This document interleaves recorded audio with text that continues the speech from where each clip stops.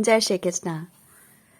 गीता में भक्ति योग के बारे में श्री कृष्ण ने क्या कहा है, इसकी व्याख्या बहुत ही सरल ढंग से श्री पोद्दार साहब, श्री हनुमान प्रसाद पोद्दार साहब ने व्याख्या की है।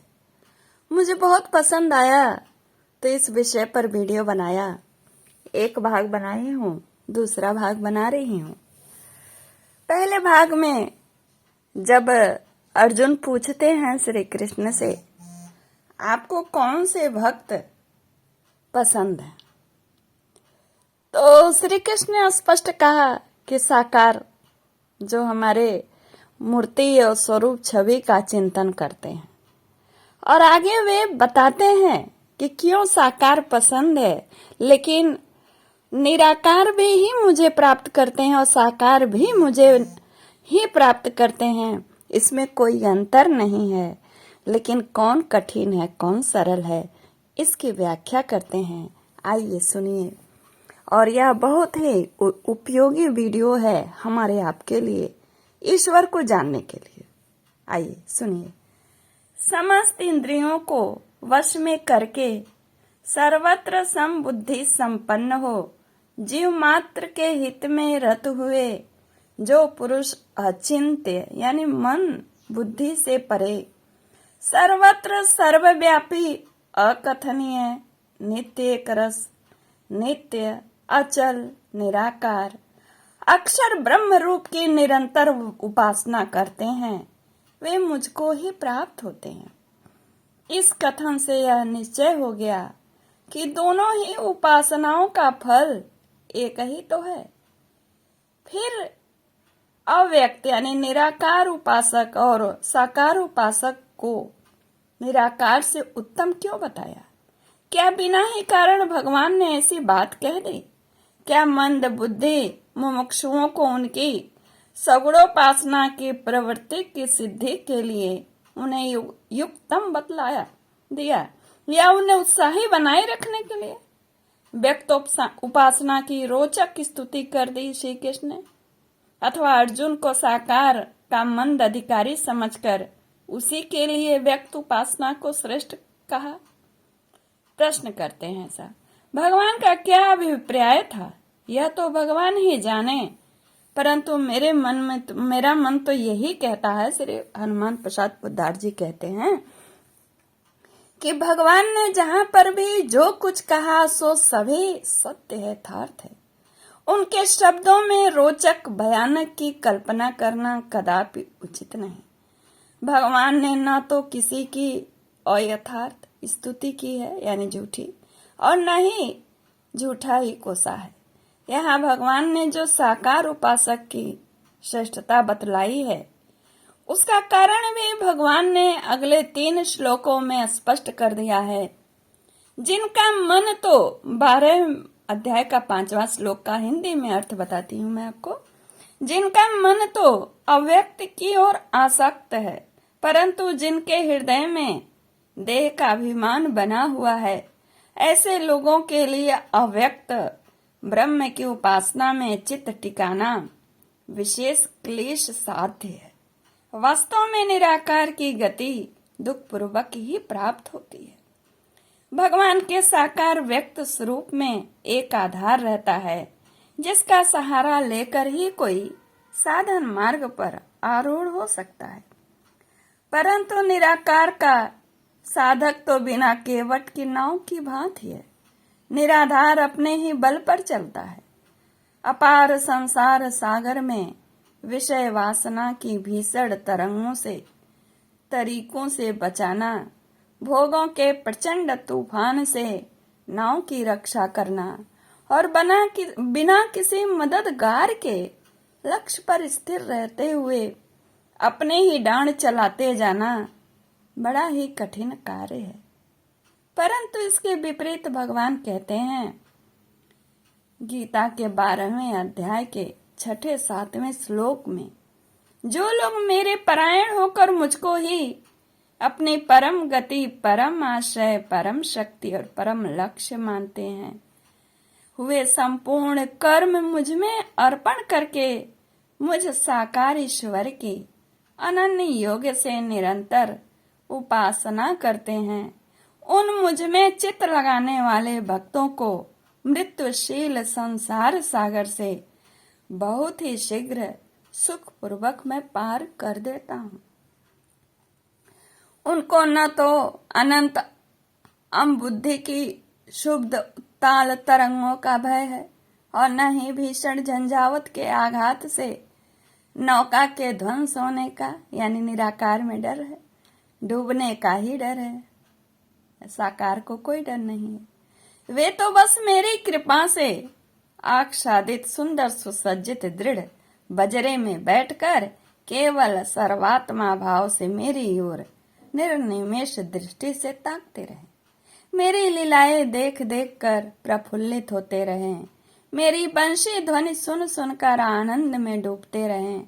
उनकी नाव का खेवनहार केवट बनकर मैं उन्हें न चिरात इसी जन्म में अपने हाथों डांड चलाकर संसार सागर के उस पार परम धाम में पहुंचा दूंगा। जो भाग्यवान भक्त भगवान के इन वचनों पर विश्वास कर समस्त शक्तियों के आधार, संपूर्ण ज्ञान के भंडार, अखिल ऐश्वर्य के आकार, सौंदर्य प्रभुत्व, बल और प्रेम के अनंत निधि, उस परमात्मा को अपनी जीवन नौका का खेवनहार बना लेता है, जो अपनी बाह से उसे पकड़ा देता है, बाह अपनी खुद पकड़ा देता है, उसके अनायास ही पार उतरने में कोई खटका कैसे रह सकता है, कोई संदेह थोड़ी न रहेगा।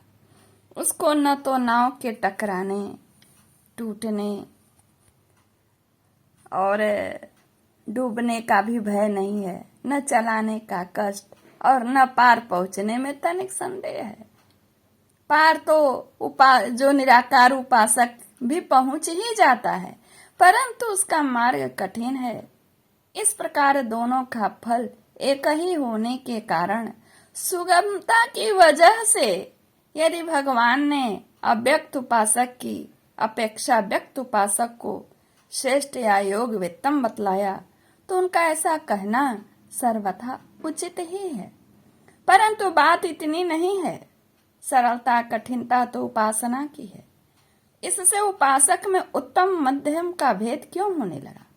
फिर व्यक्त उपासक केवल उत्तम ही नहीं, योग वित्तम है, योग जानने वालों में श्रेष्ठ है।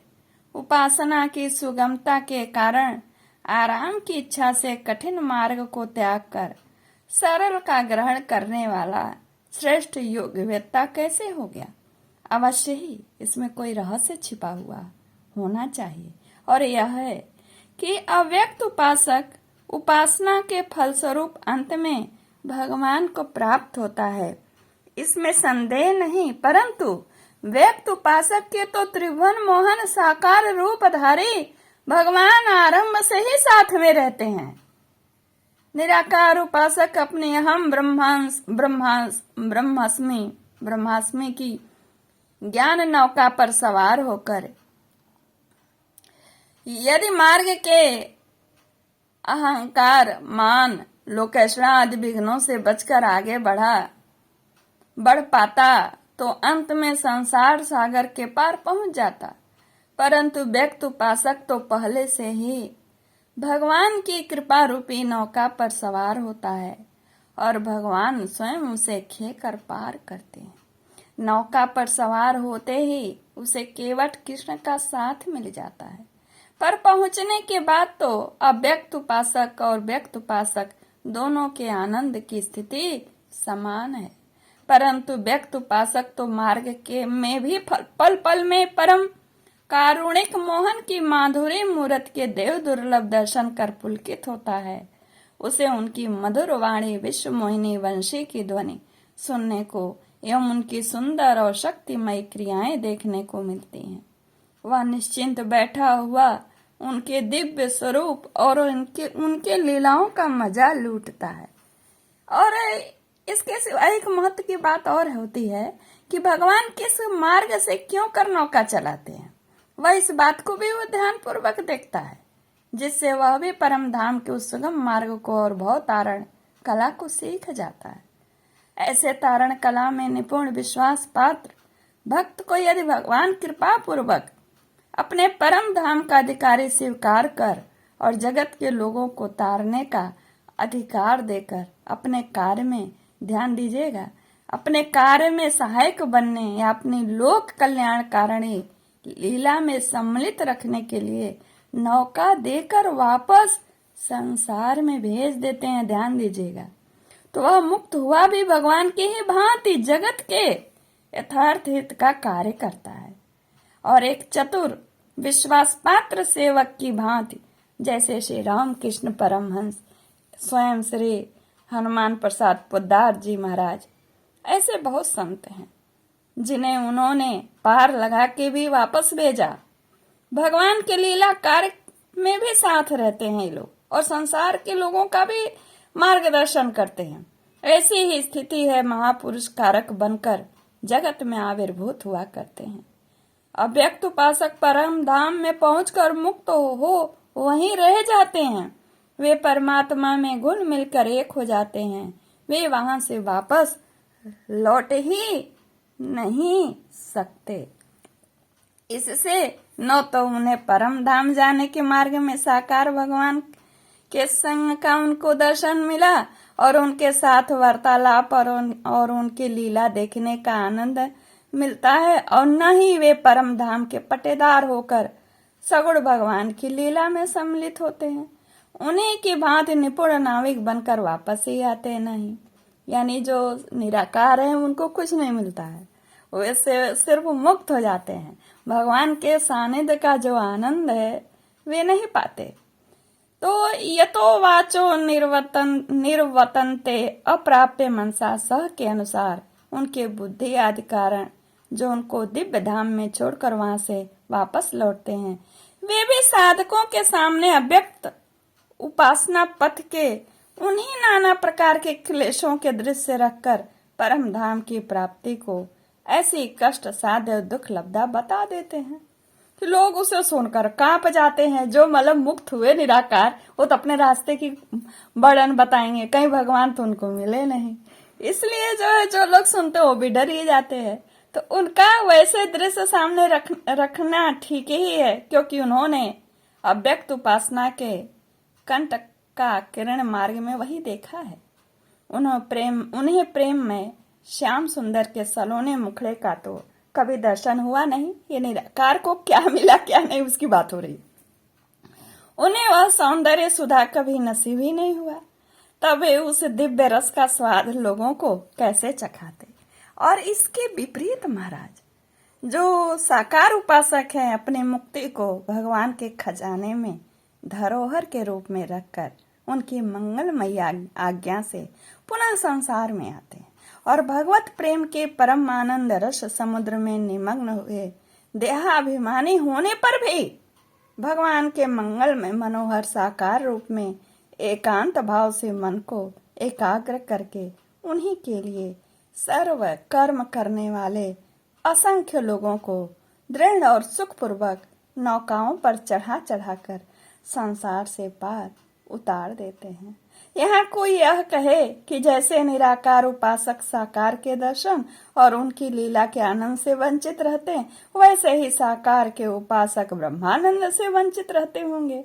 उन्हें परमात्मा का तत्व ज्ञान नहीं होता होगा, परंतु यह बात नहीं है। निराकार उपासक अपने बल से जिस तत्व ज्ञान को प्राप्त करते हैं, वही भगवान के प्रेमी साकार उपासक को वही तत्व ज्ञान भगवत कृपा से ही मिल जाता है। भक्तराज ध्रुव जी की इतिहास प्रसिद्ध है। ध्रुव व्यक्त उपासक थे और नारायण को आंखों से देखना चाहते थे। उनके प्रेम के प्रभाव से परमात्मा श्री नारायण प्रकट हो गए और अपने दिव्य शंख कपोलों से स्पर्श कराकर उन्हें उसी क्षण परम तत्वज्ञ बना दिया। इससे सिद्ध है कि व्यक्त उपासक को अव्यक्त उपासकों का ध्येय तत्व ज्ञान तो भगवत कृपा से मिल ही जाता है। इस प्रकार साकार और निराकार की व्याख्या आपके सामने रखी और आगे का भाग मैं अगले वीडियो में सुनाऊंगी। कहने का तात्पर्य अंत में गीता चिंतन भक्ति योग में कि साकार जो पूजा है वही साध्य है देहाभिमानी संसारी व्यक्ति के लिए आनंददायक है। नमस्कार, जय श्री कृष्ण।